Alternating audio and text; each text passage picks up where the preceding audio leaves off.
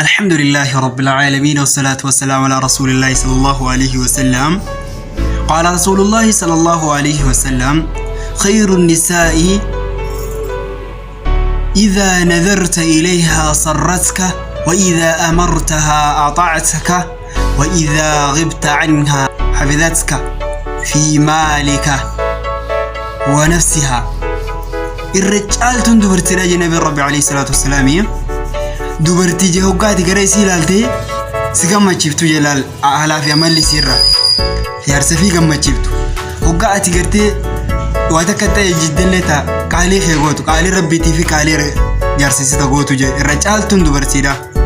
Akkasuma ammas gartee tagartee gije inni biraa fagaates jaarsisi biraa fagaates qabeenya isaatii fi lubbuu fi billee khatiistu je gartee dubartiin irra caaltuun dubartiidha. Rabbi wallahi sunundahu